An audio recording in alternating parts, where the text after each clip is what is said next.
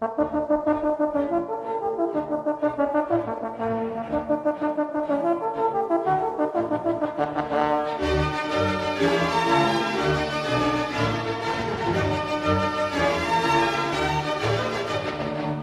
everyone, my guest today is Dr. Christian Komor. Dr. Komor is a climate innovation advocate and an independent candidate for governor of Colorado, focused on scaling direct air carbon removal as a practical solution to climate challenges. His work centers on turning captured carbon into economic opportunity, creating jobs, new industries, and infrastructure while addressing environmental impact. He joins us today to talk about how climate solutions can move beyond regulation and become a driving force of real economic growth. Welcome to the show, Dr. Komor. I want to thank you for being here today. Thank you for having me. Of course. Would you be able to tell the audience a little bit about yourself and what you're working on right now? Right. Well, I'm working on something kind of big, which is running for governor here in Colorado. Mm. This is probably going to be one of the most important talks that your listeners have heard. Um, uh, and I want to say this as lovingly as possible, Okay. but I'm really here out of kindness to them. Other folks that they might hear want them to buy something, to buy their book, to Yeah. to join their group. I'm not expecting anything from listeners because basically that's usually how people respond to climate change is with a great big resounding nothing. The sad part about it is there's just so much distrust and violence and despair and grotesque inequity happening in the world right now. And by solving the climate change problem, Mm. we can create a fierce optimism and really transform the way that we look at carbon.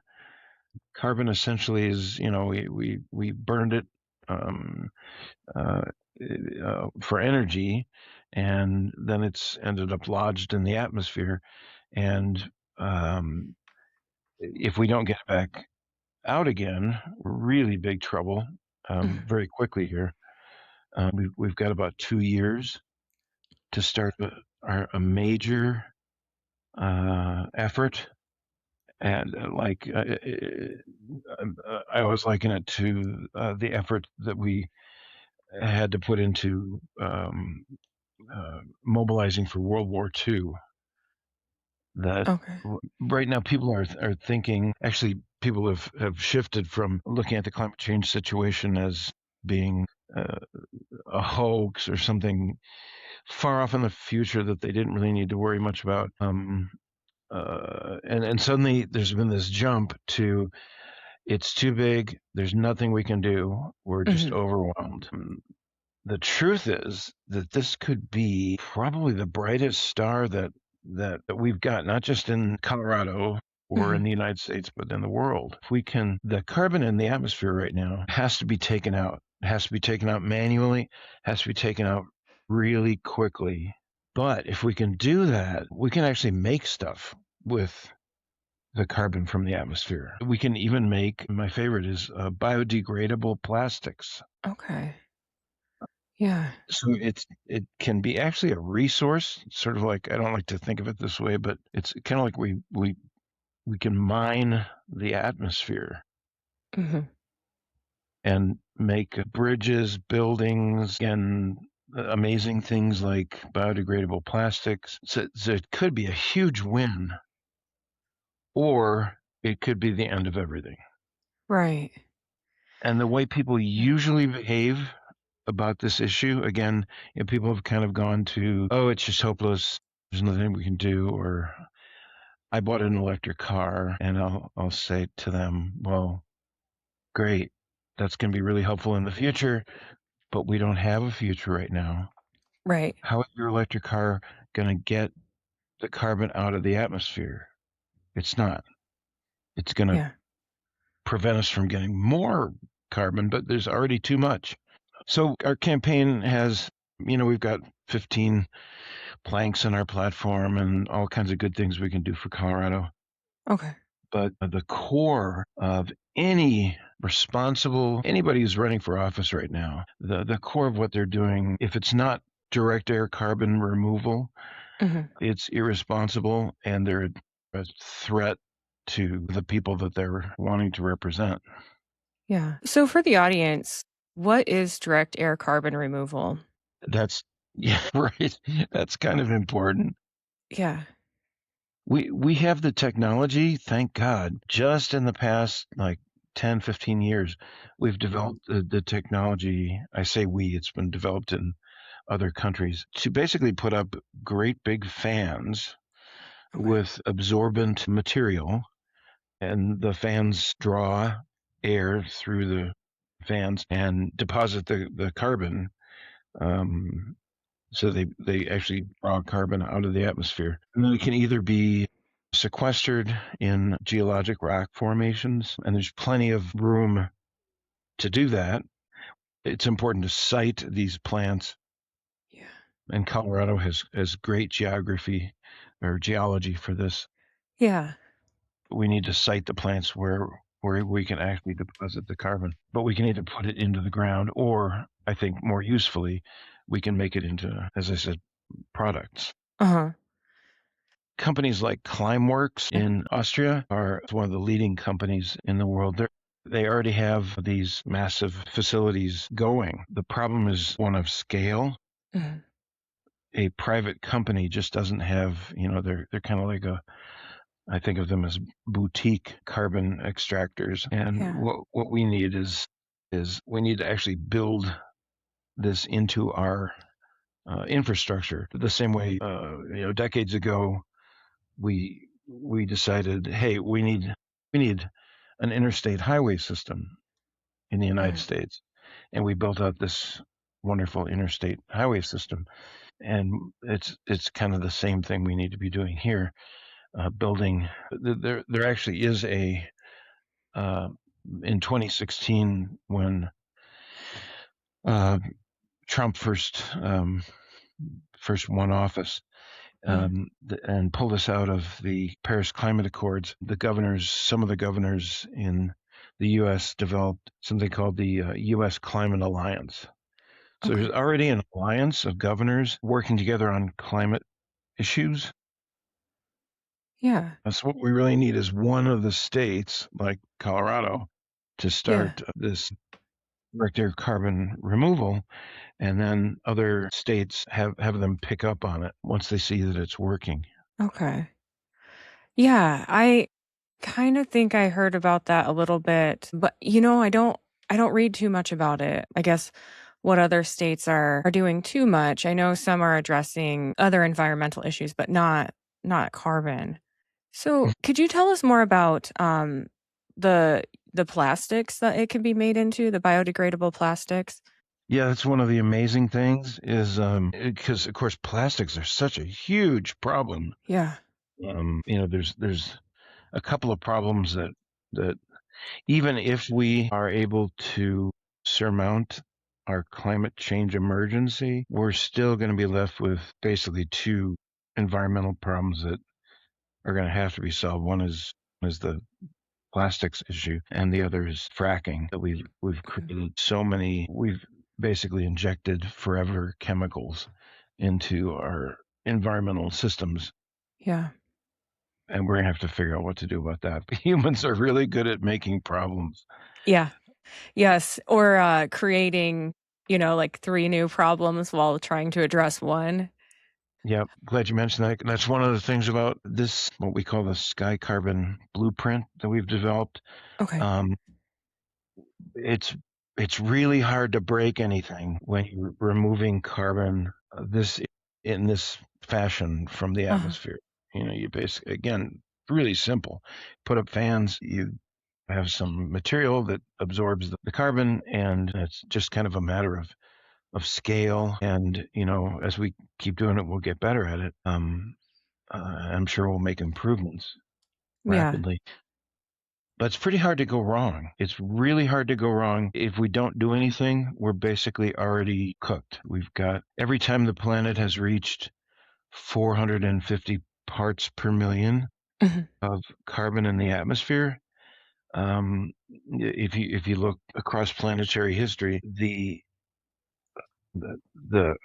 Earth has basically shifted to a new, we call them epochs, but to a format so that the plants and animals existing in the old format are no longer able to survive.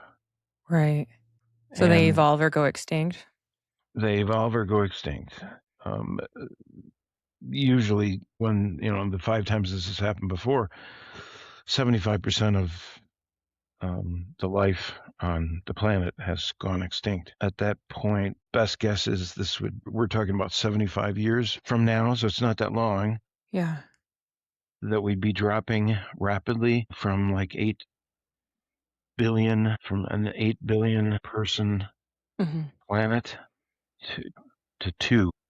So the planet would be losing its ability to sustain 7 billion people. Yeah. So it'd be a Yeah. huge mass die off. Yeah. Yeah, and I suppose, I mean, looking at other species like mammals with longer life cycles would, I'm assuming most would be gone. Yes. The insects, I'm sure, will figure out a Wasn't way. thought.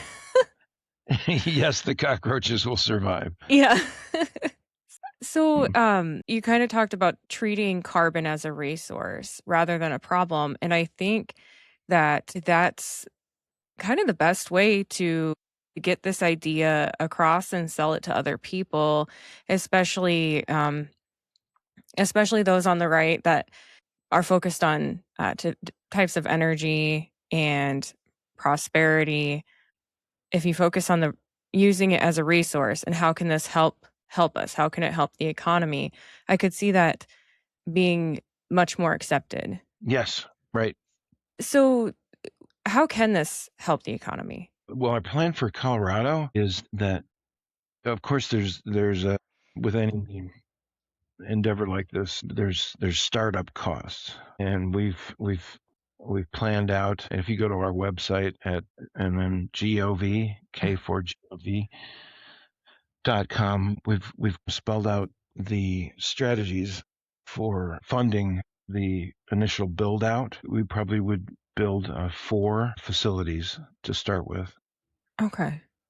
Initially, probably the cost per ton of carbon extracted would be about $100 per ton, and then we would, gradually get those numbers down as we Yeah. went along. And the good part again is the carbon extracted becomes basically feedstock. We can make jet fuel. We can make it's surprise. Well, of course, as most people know, carbon is the basic building block. I remember an episode of Star Trek where the Star Trek guys met some aliens, Uh-huh. and the aliens didn't know what to call us, so they called us ugly bags of carbon. We're a carbon-based existence, so drawing the carbon out of the atmosphere, we'll be able to create all kinds of things with it. It just doesn't belong. It's where it doesn't belong right now Yeah. in air. We're basically repatriating it down to Earth. Mhm. But the advantage is it's in a malleable and usable state at that point. So we can actually use it as feedstock for fertilizers or, Yeah. again, my favorite, biodegradable plastic. Yeah. Well, and then um yeah, I saw the scale that you had, it didn't look like it would take too long to work your way into a profitable um margin, I guess. But also Right, this will create jobs too, just right, at the plants. right. We're projecting on the order of 5,000 probably new green collar jobs because basically we'll be creating a whole new industry. Mhm. So one nice thing is we'd be taking the issue of climate change and its solution out of the realm where it's spin, which has been politics and social opinion, Mhm.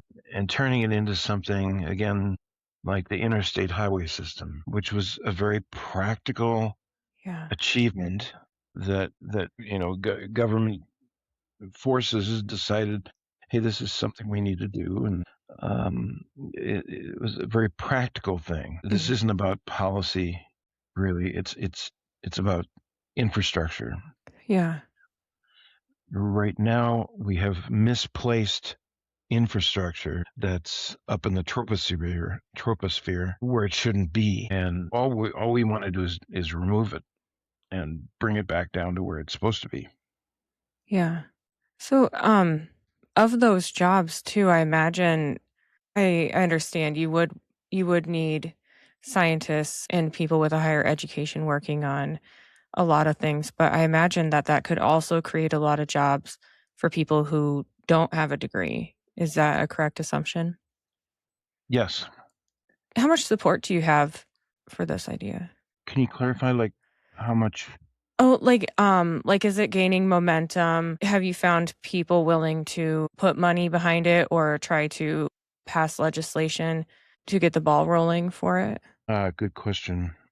Administration in Washington had developed hubs, what they called hubs, so that around in various locations around the country, they'd started to work on uh, direct air carbon removal is one of several types of negative emissions technologies, or NETs. And so the Department of Energy was giving out grants, and they were starting to work on the process. It was fairly small Yeah. at that point. Of course, now with the new administration, we're running rapidly in the other direction, Mhm. and most or all of that is dried up.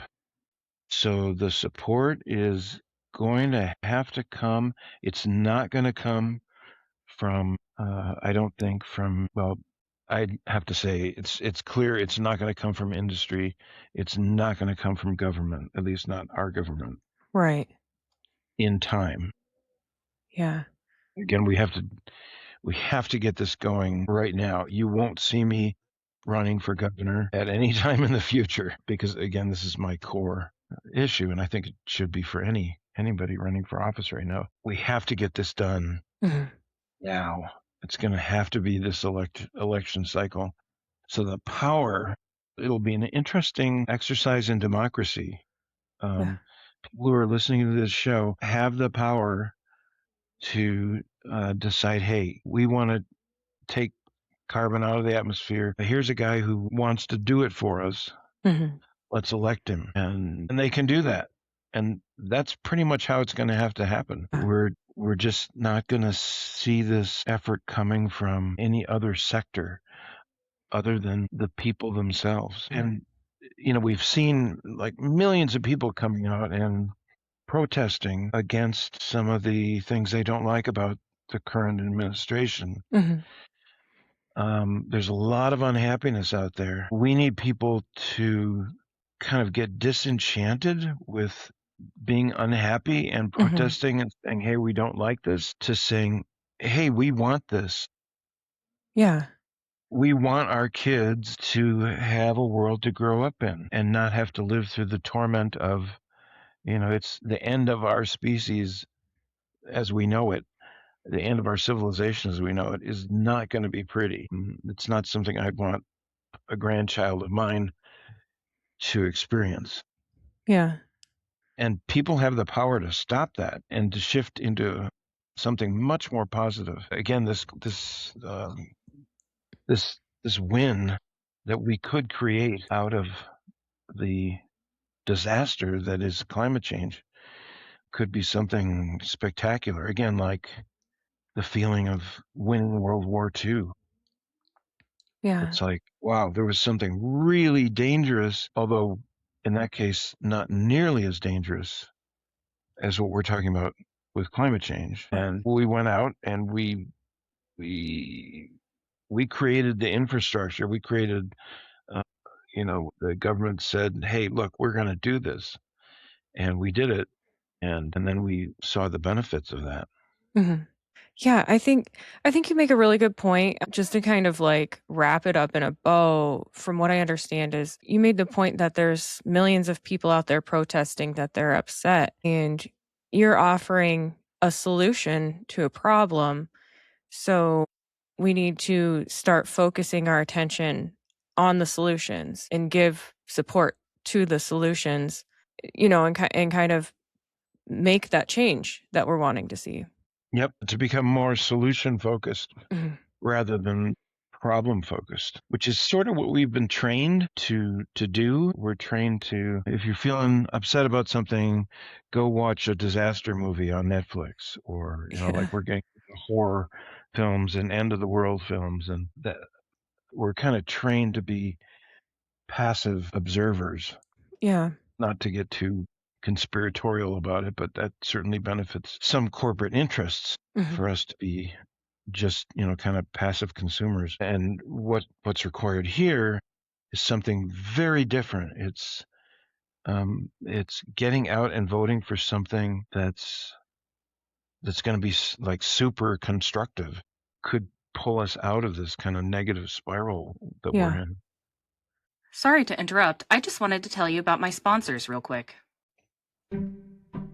Sometimes I get on a roll cleaning or gardening, and I need a boost but don't have time for a meal. Big Fork Brand's pork jerky is the perfect choice to keep my momentum, offering high protein snacks for on the go energy boosts. Not only do they offer pork jerky, but they also make pork sticks, bacon sausage, bacon hot dogs, and burger and hot dog sauces. Products come in a variety of delicious flavors, including Thai green curry and maple and brown sugar for the meat options, and gangster and Chicago fire for the sauces. I personally think the original flavor of the pork jerky hits just right after tackling a big chore. It's a little salty and very flavorful. My discount code gives you 20% off your entire order, and it's currently the best deal available. Just visit bigforkbrands.com and enter in my promo code JADE, that's JADE, at checkout. Are you looking for a gift for a music lover, or maybe some apparel to show off your quirky side? Old Glory has you covered. With over 300,000 officially licensed items covering music, sports, entertainment, and pop culture, you're guaranteed to find the perfect item. They even have seasonal gear. My husband enjoys the Beatles and Led Zeppelin apparel, and I love the Billy Idol apparel. I even found items for my fellow plant enthusiasts. This family-owned superstore is known for their quality and customer service, offers free standard shipping on all orders, and orders are shipped the same day you purchase. My discount code gives you 15% off your entire order, and it's currently the best deal available. Just visit oldglory.com and enter in my promo code JADE, that's JADE, at checkout.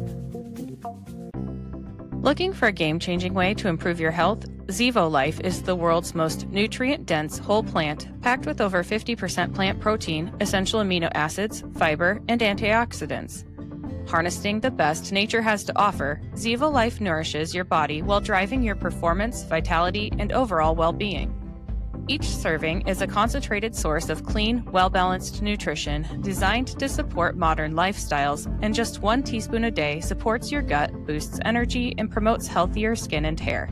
It's no wonder that it's receiving rave 5-star reviews. Step into a healthier future with a 30% discount and a 30-day risk-free guarantee by visiting zivo.life and using my promo code. To support my show and to receive 30% off your entire order, enter in my promo code JADE, that's JADE, at checkout. I can't see why anyone would disagree with it. I mean, yeah, like you mentioned, it'll take some money to get it started, but it's addressing a major concern for quite a large portion of the population, and it will benefit the economy as well by providing jobs. And then once it's been running for a few years, maybe start making a profit with the products that you're able to make with it while also creating a better environment. I don't see anything wrong with it. Yeah, there's no. We I'm sure we'll run into problems as all major decide to send people back to the moon. You run into problems along the way, but nothing like the certain danger of not doing anything. which is what we're doing now. And it's one of the dangerous things. Unfortunately, we rolled out like electric vehicles and solar panels and the windmills that our president hates. Those are all tools that we're going to need in the future. We have to shift to sustainable lifeways and sustainable sources of energy. Mm. But people are thinking that that's solving the climate problem. Right. And there's just kind of this vague wish that, well, maybe if we all do it and eventually, everything will be okay. And it's like people need to know that first, that doesn't do anything to remove the 900 gigatons of carbon and other greenhouse gases that Yeah. have been displaced into the atmosphere. And our situation is urgent now. We don't have time for, maybe someday this is going to benefit us if enough of us buy electric cars. We're talking about a right now problem. We're talking about in the mid 2030s. Yeah.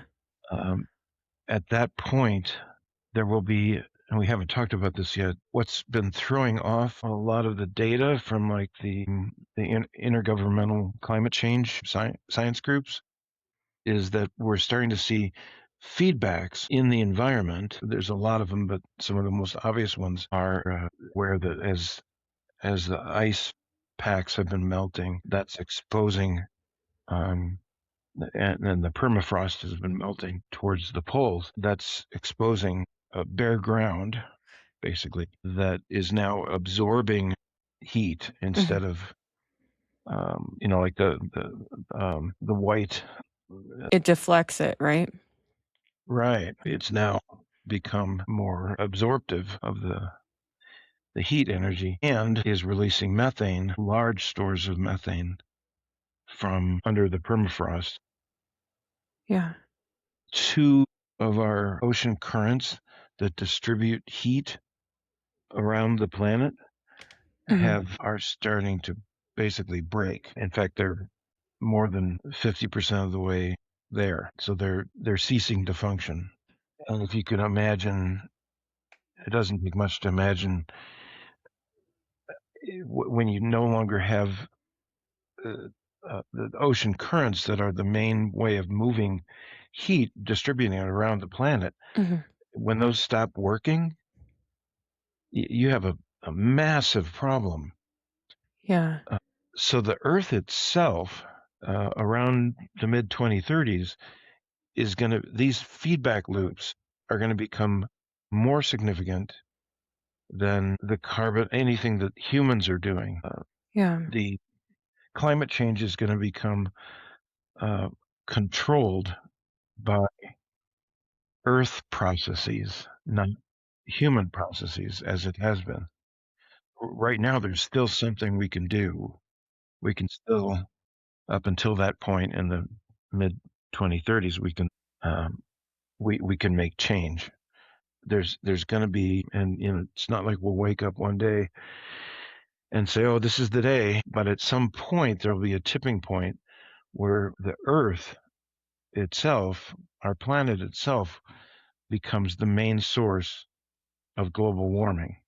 And at that point, we will have lost control and will no longer be able to. There's just nothing we can do at that point.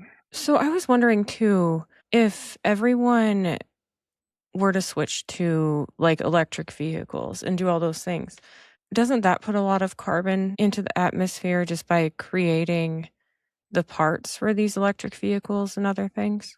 Right. Yes. And Yeah. I don't know what the actual balance in those scales is, but yes. And we'll also create some carbon putting together the direct air carbon removal centers. Right. Yeah. But the difference will be that if we get this to scale, but people are probably listening and they're probably thinking, that's impossible. It sounds like science fiction, but when the Japanese attacked Pearl Harbor, it was really science fiction that if you looked at all the data, the Nazis were going to win.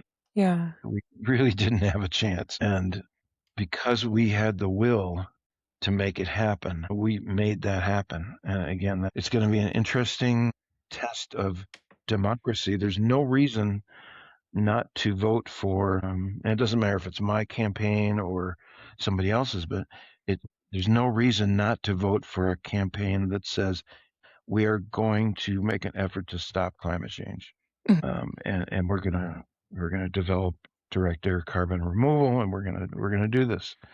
Yeah. There's no reason not to vote. We still have that power. Yeah. Well, also something that I'm kind of catching with what you've mentioned and what I've observed as well is it seems that there's all these ideas, there's all these projects that come about to help with climate change, but they either don't go anywhere, they don't end up um, working, or they don't directly address the issue. A lot of like what you said with the wind turbines and the electric cars. I mean, it helps, but there's still a lot more that needs to be done. I think that's what deters some people from wanting anything more. And I mean, if you have an idea that will actually directly affect the issue, I guess that's what you want instead of all these ideas that kind of only half address it. Yep, and I would argue that there seems to be a cabal of folks who are heavily invested in profiting from what's causing climate change, like in particular the fossil majors, and they would prefer to see things in disarray and see people watching movies on Netflix rather than voting. It's still in their best interests, and I think my best guess is I'm not privy to this level of planning, but I would assume that the thinking is that those who are wealthy enough are going to be those able to build a private compound somewhere close to one of the poles and get a private security force and filter their own water and like what we see coming. And that would certainly be a good reason to want to purchase or steal Greenland. Of course, that's the largest landmass closest to a pole. Yeah. So there's some folks who are, I'm sure, thinking that somehow they're going to ride this out. It doesn't sound like a very pleasant Right. way to exist, but Right. I um, agree. So how can innovation and policy work together without slowing each other down? good question. We're going to need the most important thing is we're going to need to have again a shift in what people are seeing as possible. It again sort of behooves the fossil majors and other powers that be for folks to not believe it's possible to rally together and to solve this problem.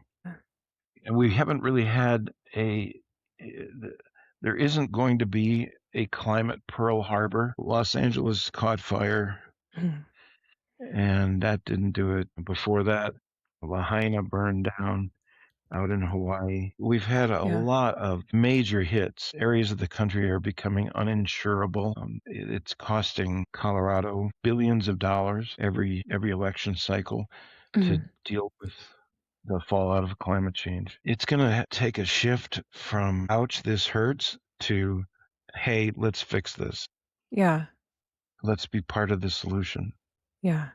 To take some of that energy that's focused on, hey, we don't want Washington taking our rights away to, hey, we got to make sure we survive. Right. Yeah.